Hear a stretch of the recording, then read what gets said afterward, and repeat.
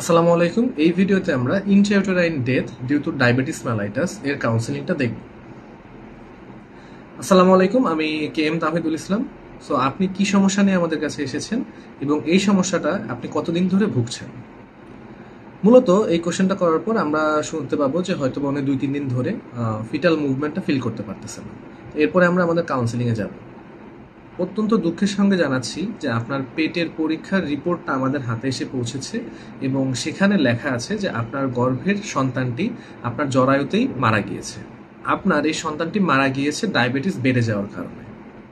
আপনার এই ডায়াবেটিসের সমস্যাটা কতদিন ধরে এবং আপনি কি এটার জন্য রেগুলার কোনো ওষুধ খান এবং ডায়াবেটিসের জন্য কি আপনি রেগুলার ডাক্তারের কাছে চেক আপ করাতেন? লাস্ট আপনার মেজারের পরে আপনার ডায়াবেটিস কত এসেছিল এবং আপনি শেষবার কবে ডাক্তার দেখিয়েছিলেন?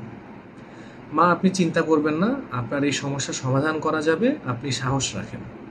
আপনার এই বাচ্চা দুইভাবে ডেলিভারি করা সম্ভব। প্রথমটি হলো 2 সপ্তাহের মধ্যে বাচ্চা আপনা আপনি বেরিয়ে যাবে ডেলিভারির মাধ্যমে, পেটে ব্যথা উঠে, এবং দ্বিতীয়টি হলো আমরা ওষুধের মাধ্যমে ব্যথা উঠিয়ে বাচ্চাটি ডেলিভার করতে পারি। এই প্রক্রিয়ায় আপনি আবার পূর্বের মতো গর্ভধারণ করতে পারবেন, তবে 6 মাসের মধ্যে আর গর্ভধারণ করবেন না এবং ডায়াবেটিসটা নিয়ন্ত্রণে রাখার চেষ্টা করবেন এবং রেগুলার ডাক্তার দেখাবেন। আপনি কি আমার কথা বুঝতে পেরেছেন?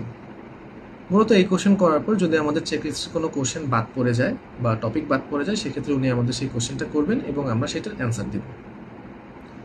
এতক্ষণ আমার কথা ধৈর্য ধরে শোনার জন্য অসংখ্য ধন্যবাদ। মনে সাহস রাখবেন। আসসালামু আলাইকুম।